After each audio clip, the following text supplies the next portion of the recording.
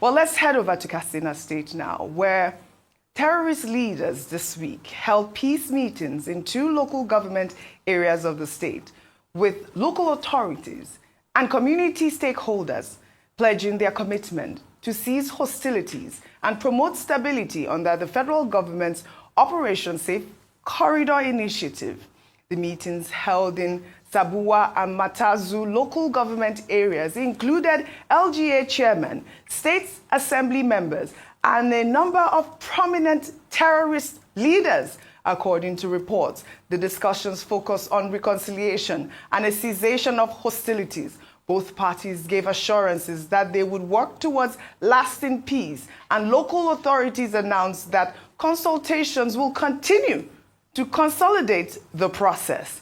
While speaking at the peace talk, one of the terrorist leaders, Kachala Umaru, warned security operatives against the kinetic approach to insecurity, stating, "If today you kill 10 bandits, tomorrow you'll see 20. You kill 20, another 30 will rise." Umaru claimed that killing them only worsens the situation and accused the government of prioritizing money generation over the people's welfare. He also called for mutual cooperation and respect for any terms of agreement between the terrorists and security agencies, warning that the peace talks would be meaningless if security operatives are not told to leave them alone. Well, we know this news has ignited public debate over the contrasting government responses to these terrorists and the case of detained IPOB leader Nnamdi Kanu, who remains in custody of the Department of State Services while facing trial on terrorism-related charges, despite the 2022 Court of Appeal ruling that discharged and acquitted him. We also have reports, and we know that the DSS, under the current Director General Adiola Ajayi, has been accelerating trials, including the trial of Nnamdi Kanu, the leader of the indigenous peoples of Biafra. Today, he was seen arriving at the courtroom for the ruling on his no-case submission at the Federal High Court in Abuja. Rufai, like I highlighted in my report here about, this story that had been trending all week about these terrorists in Katsina negotiating and warning security operatives not to use the kinetic approach. And, you juxtapose it with the detention of the leader of the indigenous peoples of Biafra. You'd see this disparity. Where is the fairness? These are the conversations that have been had so far. There's a lot of unfairness in this country, and some people rank higher than some. Not to say the DSS have not prosecuted some terrorists, of extractions of the North here, but when you openly see people negotiating and bandits doing all sorts what they do, and you see people like Nnamdi Kanu case that, by the way, is in the hospital now because they had to push until they got him to the hospital because of his ill health, and you're wondering what is going on. Prior to President Buhari leaving office, some Igbo leaders went for a political solution. Somebody would have thought that the likes of President Buhari would have prevailed upon that. But nothing happened. President Tinubu is in there now. A lot of people have been talking about a political solution. To no avail. Nnamdi Kanu has come out to constantly condemn the evils going on in this southeastern part of the country. Then at the same time, you see bandits carrying their guns or their AK-47s or their machinery and coming out and even threatening the military. And local government officials are meeting with them.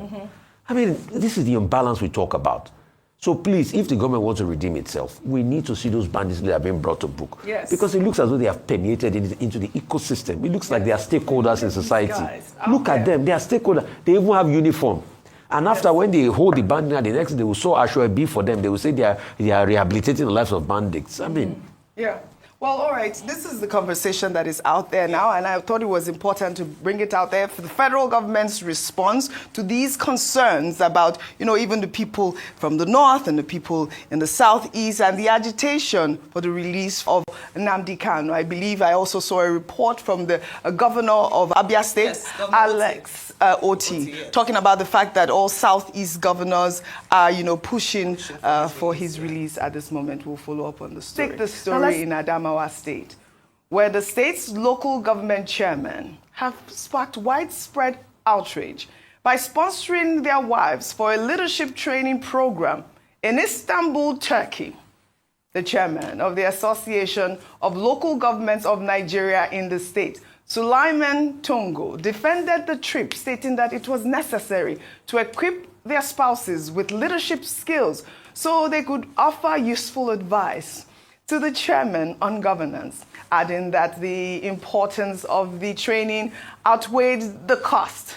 Critics, however, have condemned the trip as a wasteful and misuse of public funds, especially given the recent granting of financial autonomy to local governments and the high poverty levels in Adamawa state. While social media users suggested the trip was merely a thinly veiled publicity-funded vacation. I'll take a tweet higher before I come to you.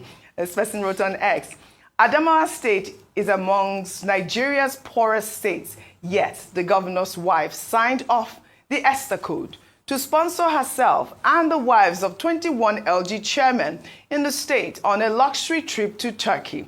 The total IGR of the state in 2022 was a little above 13 billion naira. In 2023, it was just about 17 billion.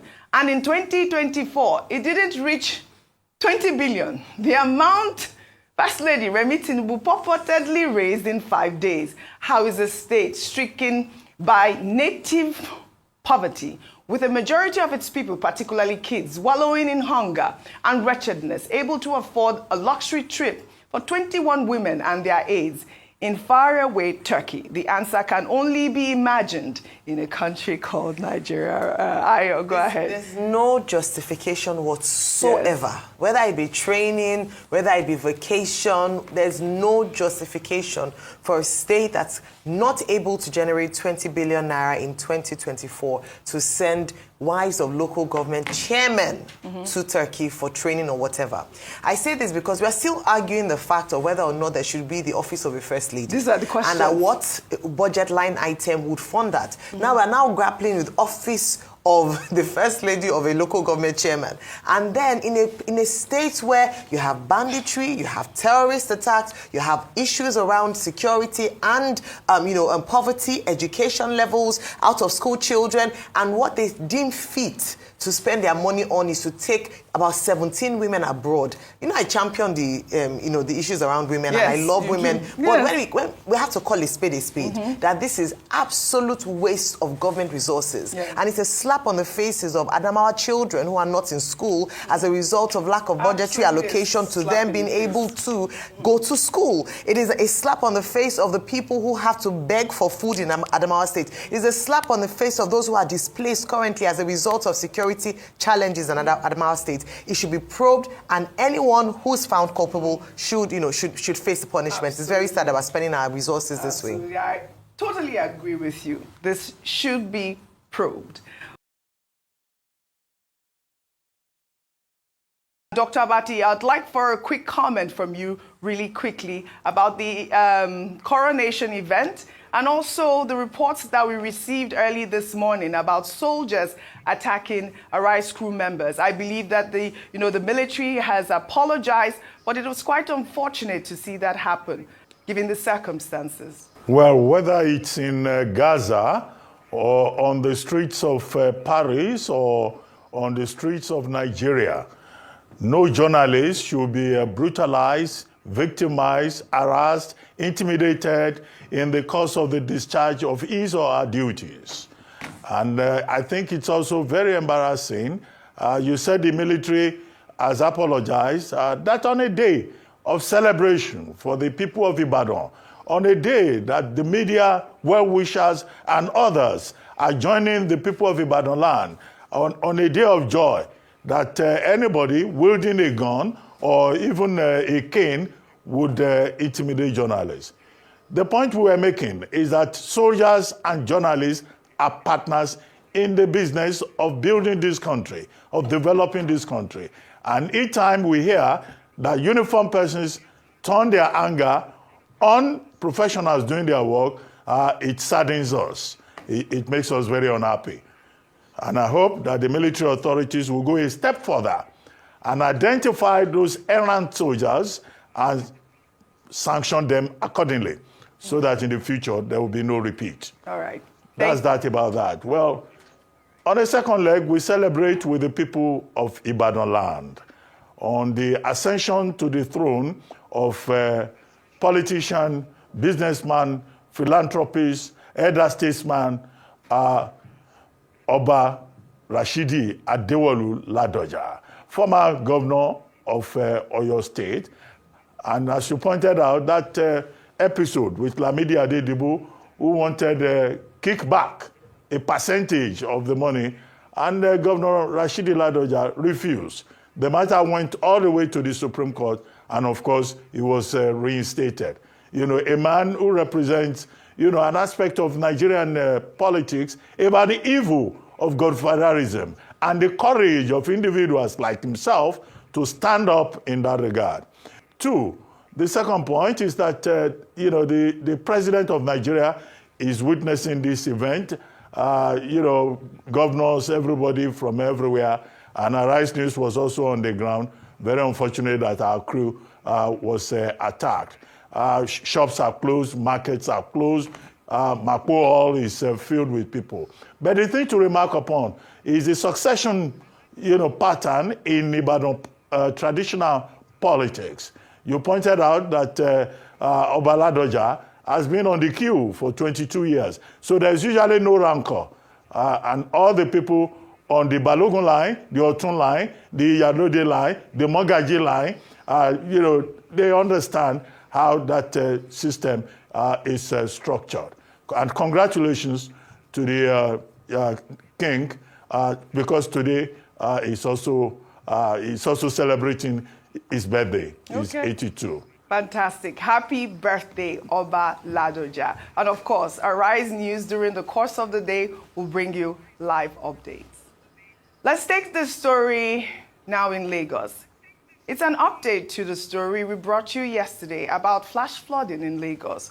Gbadebo Rose Vival, the 2023 Labour Party gubernatorial candidate in Lagos, has raised an alarm in a post on X, stating that the primary cause of flooding in Lagos is the reckless sand filling of the city's water bodies and wetlands. He warned that this development practice will not only lead to massive flooding on the Lagos mainland, but is also responsible for displacing indigenous communities that have resided in those areas for over 200 years. Fortunate as well that this is going to lead to the displacement of a community that's over 200 years old. And this is also very unfortunate because when you look at how the case against Lagos State government and their handling of the funds that were meant to enrich the people of Ibejuleki that were displaced for the Dangote refinery land, how that has been handled. And again, another indigenous community of Lagos, the Egun people especially, that have been here for over 200 years, about to be displaced with this development. That's not going to take anything of their care, their welfare, the work that they do. Nothing. They're just going to be displaced. This entire community is going to be displaced based on development. And when you see what they're building here, nobody in this community can afford to live here. Again, development should not be at the detriment and exclusion of the indigents and of the people of Lagos. Lagos does not have to be in Dubai if some percent of the people cannot afford to live in Dubai.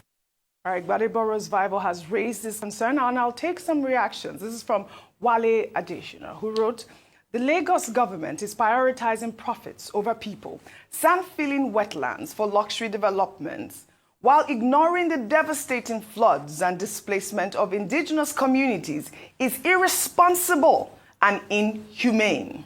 In the meantime, the Lagos state government has commenced the removal of illegal developments and defective structures at a trade fair complex in Ojo local government area of the state. The demolition is coming after the Lagos Commissioner for Environment and Water Resources, Tokunbo Wahab, cited illegal construction on floodplains and refuse dumping as contributing factors to the Lagos floods. The operation is set to target structures without statutory approvals and those built on road setbacks and drainage channels in violation of planning regulations. Let's look at it.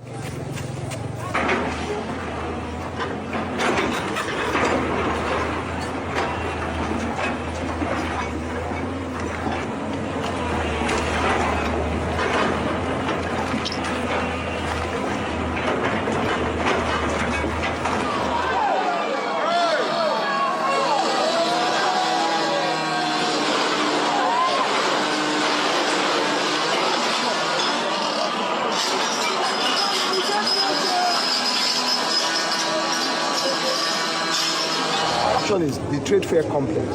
You understand? We're going to preserve the trade fair complex, which is this, which is why this is all these buildings. This is the trade fair complex.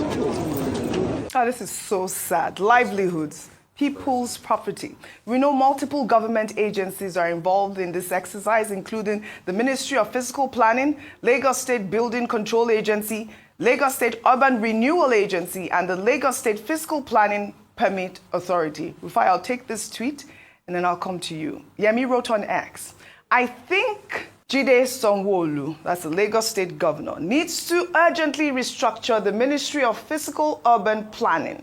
They seem overwhelmed and lack capacity. How do whole estates and markets get fully built before anyone realizes they are illegal? That's a system failure, and I agree with that. And that's a system failure. And in fact, the interesting thing about this story is Joe Igbokwe even sounded off about it. In fact, he made a message out that's making the rounds as talking about him being a patron of Aspana International Market and Trade Fair, him, Peter Obi, and the late Senator Rufai, and he says, Ojyokpe Querry. You see, yes, I know you must be able to clear drainage channels. We don't want flooding and all of that. People should not build illegally. But what were the authorities looking at when those buildings were going up? The buildings will now go up. You will now destroy them and destroy people's livelihood.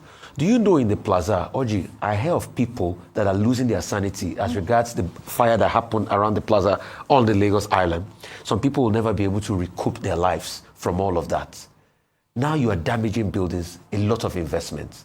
That's why people are already putting a lot of ethnic dimension into it. I don't want people to put ethnic dimension into it. Yes. But it's very sad because these traders are from a certain part of the country and these buildings were approved before they built, and now you are pulling it down. And it's a recurring decimal. And at the same time, you're having people illegally building on wetlands in Lagos and filling wetlands. Anyway, concerning that, about 7 days ago, the Lagos State government has said people should stop some filling of wetlands. But the question is, we all know those were wetlands before now. Who gave the authorization to be able to fill those wetlands to build luxury property on them in the first place? Because all of this, I'm not saying is solely the factor, but all of this ties into what is happening in Lagos. And that's why Gbadebo Rufai was raising a very strong point. Because wetlands, as they are supposed to be egress for water. There are many wetlands that have been built on. Tell people, Oji, to tell you the history of this same, this estate, Park View today. It was supposed to be one of the biggest wetlands in these areas, in these areas of the island. But it's been built on today. And that's why what happened in Park View happened. Yes. Around where we have to be dolphin today. Have you ever wondered why that place was called Dolphin Estate? Because you used to have school of dolphins. Yes. Move through that waterways, but everything has been blocked because of all they want to do expansion and make money. So please, and hope the property is demolished. People will actually get some level of help. Or compensation of some sort. I mean, because they're destroying livelihoods. Yeah, this is the same Lagos you're saying is fit for investment. I was going to say, lots of people actually, especially Nigerians in diaspora, are saying that they're reluctant to invest because of what they're seeing being reported. Whereby you can wake up one morning and your investment has been demolished. Yes, this is unfair. Like I said, all of those ministries are involved in this demolition. What was happening? What was the process? This is the same question we ask every time we take a demolition story. Yesterday, Rufai, you weren't here. We also talked about the fact that, people are in Lekki are complaining that maybe the coastal highway is causing the flooding. And that's the sort of investigation that we need to hear. Because they're saying that, the coastal highway lacks drainage, but we know that the Minister of Works, Dave Umahi, has said that, it does have the coastal highway has 750 kilometers of drainage with it. In fact, there's a particular street, and I'm sure the minister knows about the street, because the permanent Nigeria stays on that street in Via.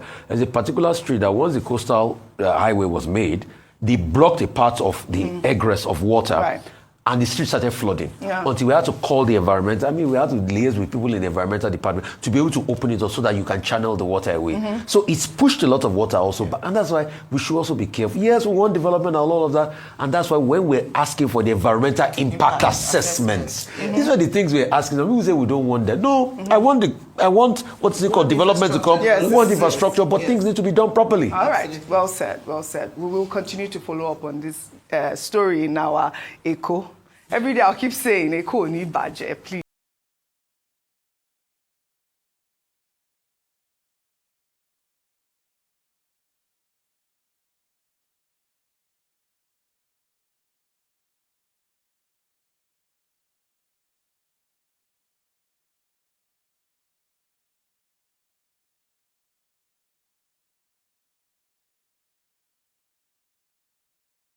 speaking?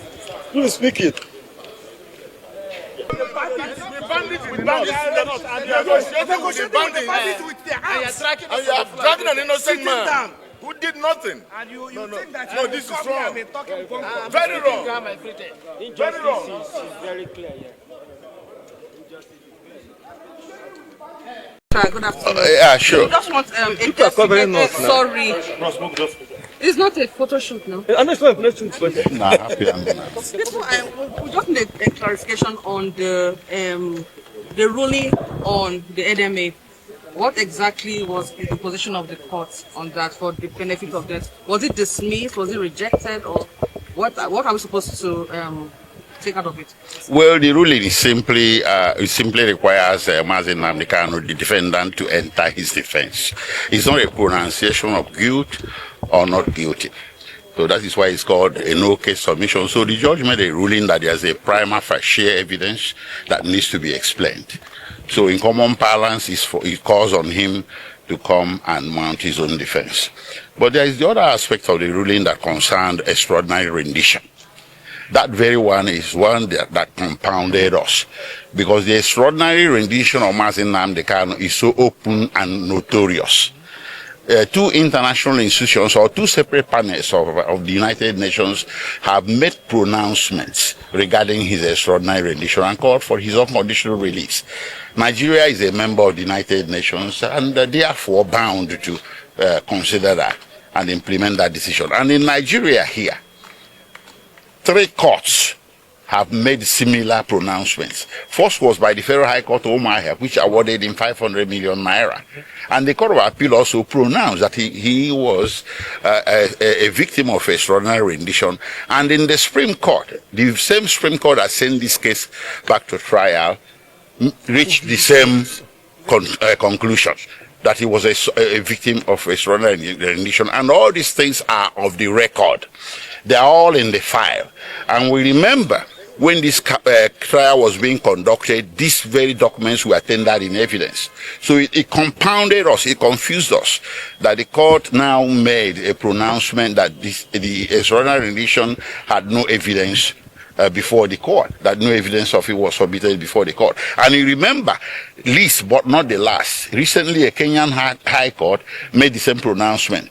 But well, if the court was misled by believing by mistake that these things were not in evidence, it also said and left the door open that such evidence be submitted. So we are coming back with that evidence, and it's going to be quantum and legion. So what about the first application on the NMA? Well, that one too, it wasn't in evidence that the Nigerian Medical Association has intervened. So it came as a surprise. Well, there's a short date given of 8 days for the NMA to submit its report. So somebody is ill, you know, I don't think NMA is going to change much of that. But I think the judge wanted to leave the record open to admit every possible evidence regarding this matter. But meantime, we are disappointed. Our client remains ill and remains detained. And we're not happy about that. His situation requires urgent and emergent care. So whatever the court says today does not mean that the government shall withdraw back. Just 2 days ago, I wrote a letter. A private hospital has also expressed readiness to admit him here in Abuja. For security reasons, I won't mention the name of the private hospital. But the government, if the government appears to have issues with taking him to the national hospital, we have given them an option of a private hospital also here in Abuja. So it's safe to say that the application to be transferred to the national hospital was rejected? Rejected? No, it's pending.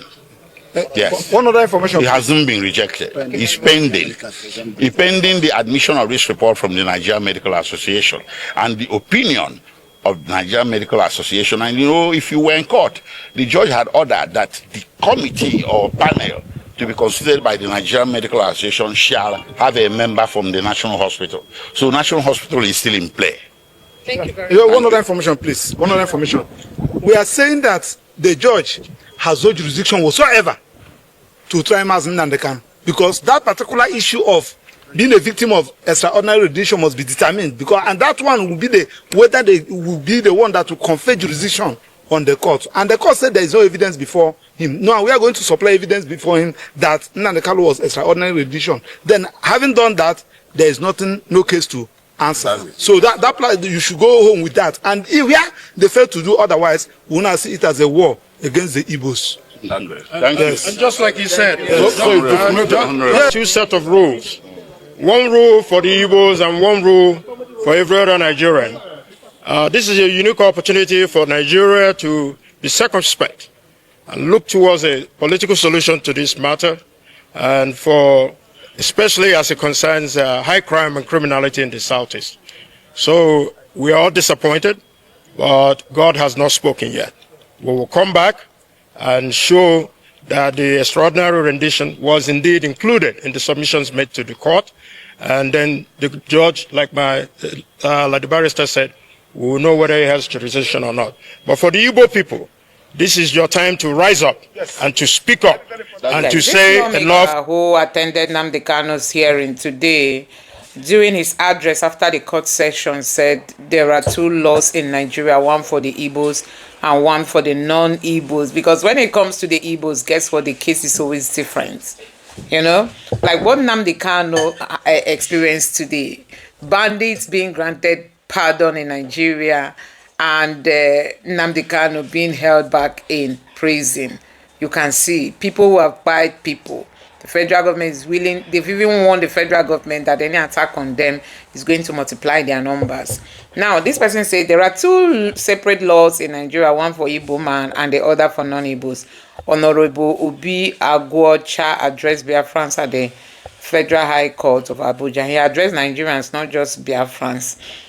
Now, let's take a look at some of the reactions coming from Nigerians, you know.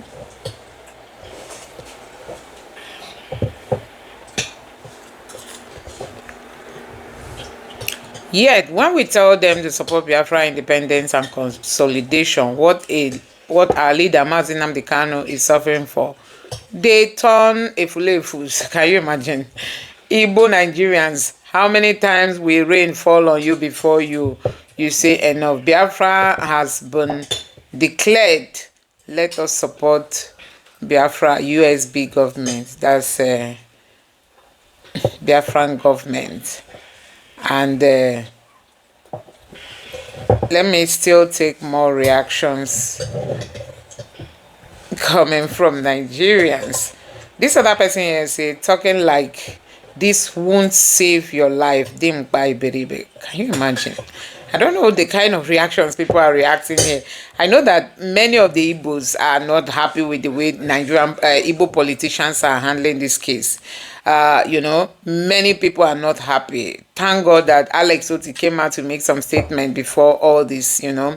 Because guess what? People like Soludo, they are not really into all this asking for Nnamdi Kanu's release. Like I said in my other video, that the kind of leaders we have in the Southeast is really so embarrassing, because in the North, bandits are being asked. I mean, the Northern elders came out recently supporting the federal government to grant pardon to bandits and terrorists.